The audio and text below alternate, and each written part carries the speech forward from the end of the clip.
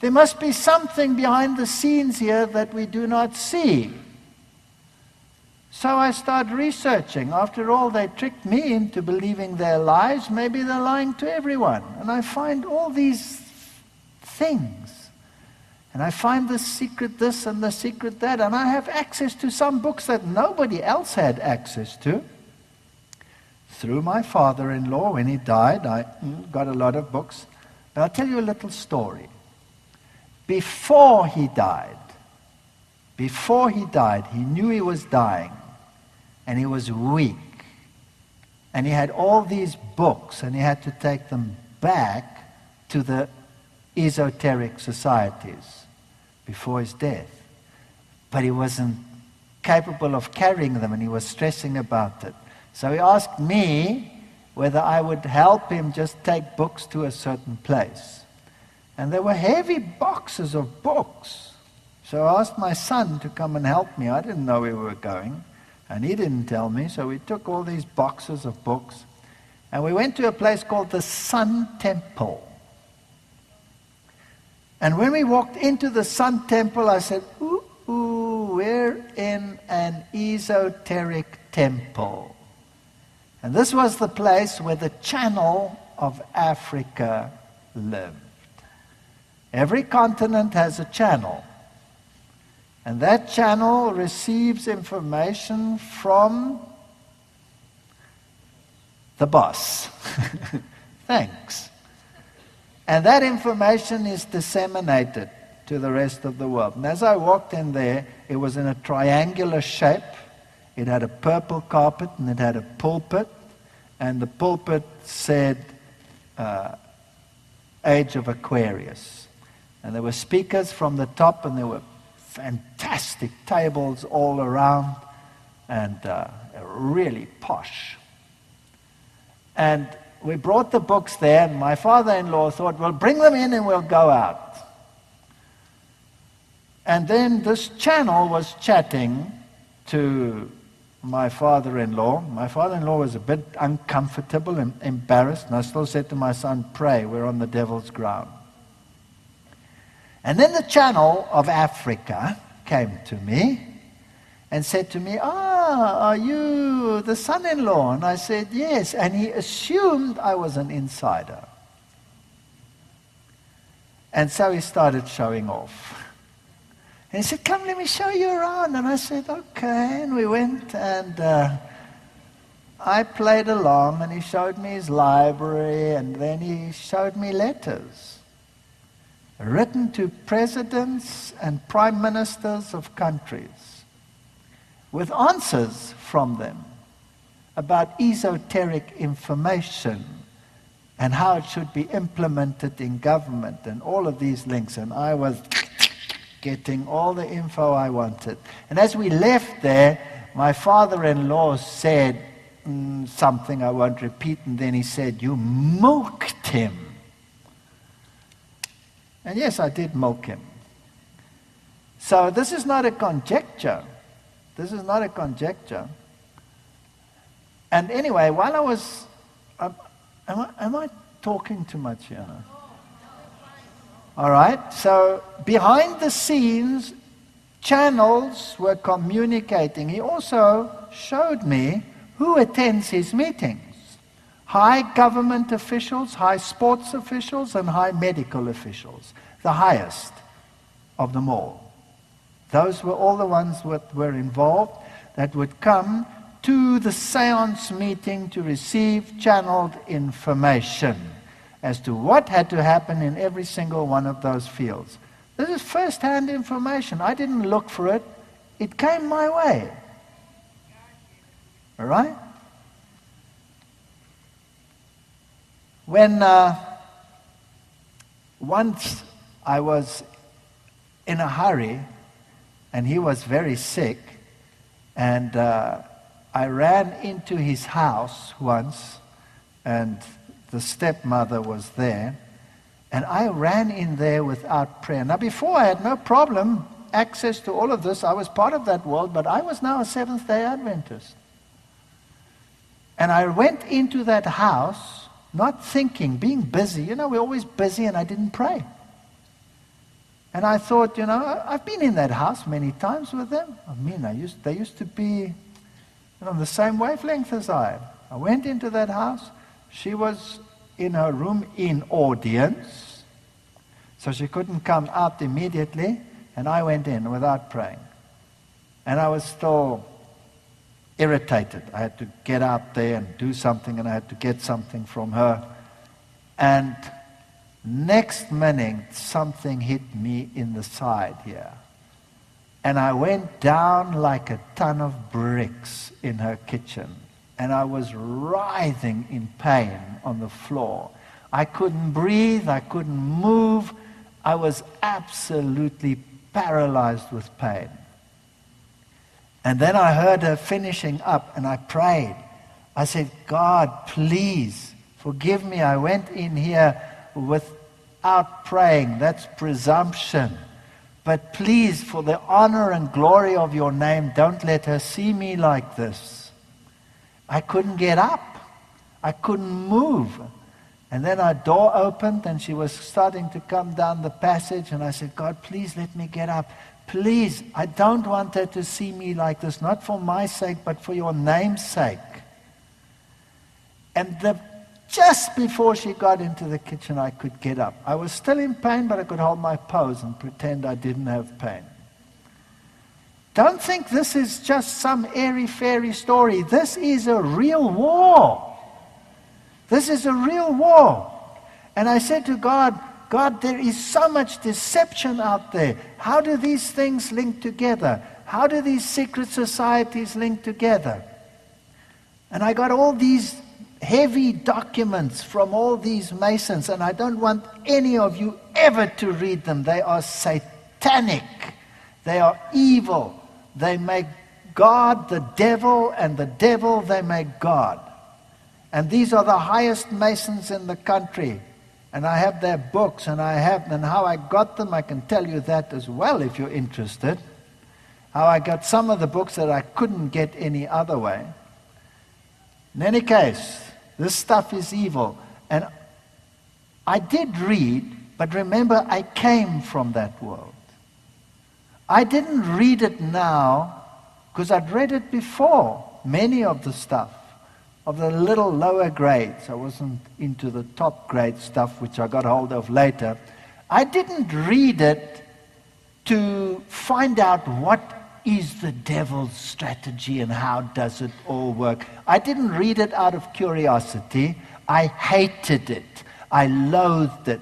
I said, God, show me that I can call people out of this darkness into your wonderful light. Don't you ever read it. It's disgusting.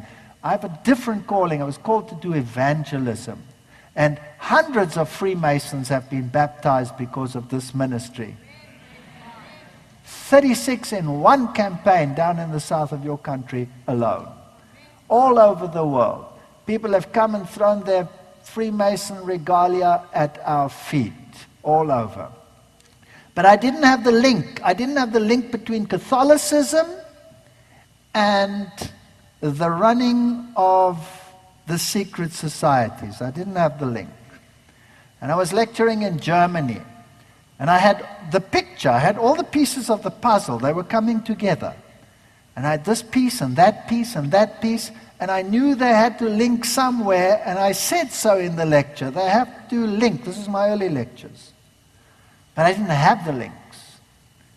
And that night, everybody walks out of the hall, and I'm the last one. I'm always the last one out.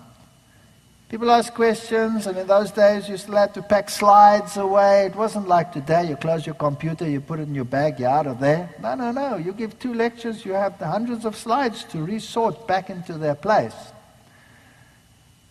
And I was walking outside, and the others had been packing the van and were getting ready. The equipment was gone, and I walked down the passage.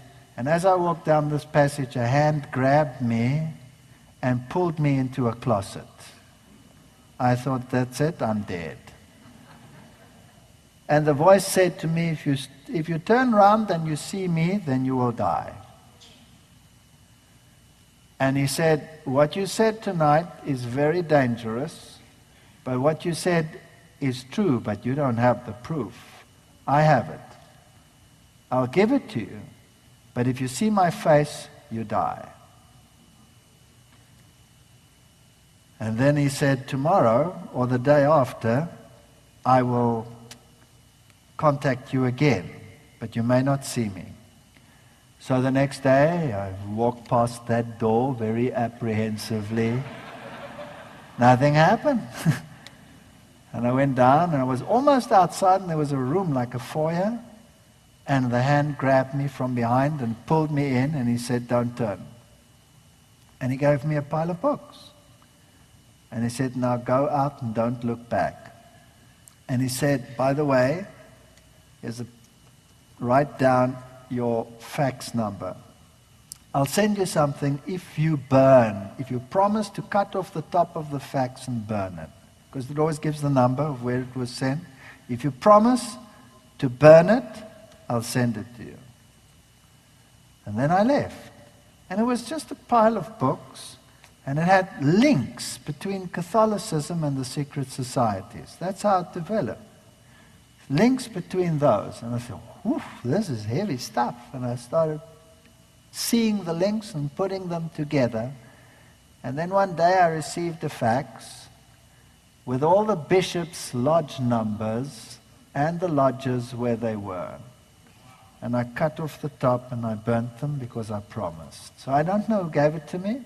I don't know who the man was. It was scary.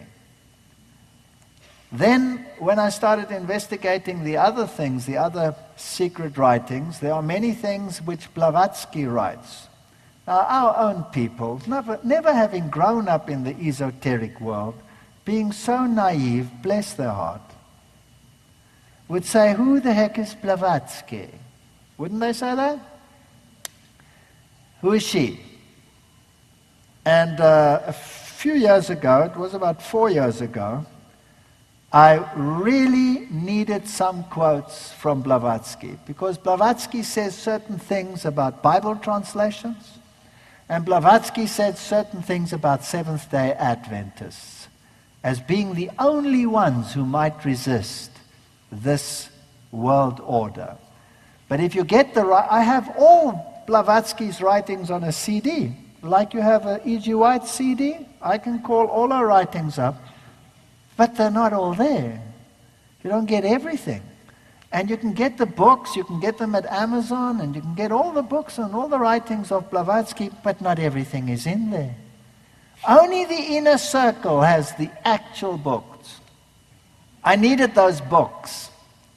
And I remembered 4 years ago, and I remember I'm an Adventist now for 21 years already, I remembered the Sun Temple. And I said to my wife, they will have them. Nobody else has them. And so I prayed about it, and I said, okay, if I knock there and they open up for me, I'll just say who we are. But if I go by myself, they won't let me in. But if she comes along and I say, I'm here and this is the daughter of so-and-so, maybe they'll let me in. And that was like open sesame. They opened the door and he let me in. And I said, I want the books of Blavatsky. He said, you can't have them. You can't have them. But he showed me other books that he had, amongst others Bible concordances, esoteric Bible concordances, where they tell you that Lucifer is the true Son of God and everything in the Bible is reversed. And he also told me, now it's not the same channel because that one had died, it's another channel, and he told me that he trains the theologians of this world. That's interesting, isn't it? He trains the theologians. And then he told me he's the only one who has the complete writings in all their original glory. And I said, but I need them. I just wanted to find one or two things. He said, you can't have them. He asked me, what esoteric group do you belong to? I was in big trouble. I said, I don't belong to any. I only know what my father-in-law taught me. And so we chatted, and then finally I was about to leave, and then he said, I actually do have another copy, but you won't be able to use it because it's in a foreign language. And he went down and he fetched it, and he said, it's in German.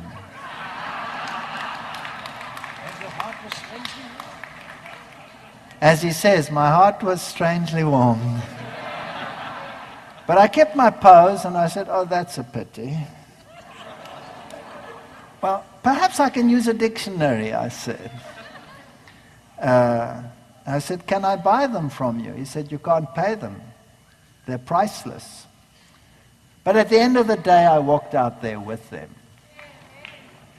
And just to show you how some of this information came about. And people knocking at my door in the middle of the night and saying, here's a book for you. You have it for 5 hours. I'm a high Mason. If somebody sees this, me giving this to you, you're dead. This is our inner circle writing. That's how I got my information. Through miracles, absolute miracles. And it's been verified not by Joe Schmo and Joe Soap, but by police chiefs, secret society agents, the highest Masons in countries. I'm talking about chairmen of the boards of Freemasonry who contacted and were willing to speak to me because in their heart of hearts they know there is a problem. So that's where the information comes from. If you hear otherwise, and conspiracy, consider whether it's conspiracy or whether it is verification of prophecy. Right, now.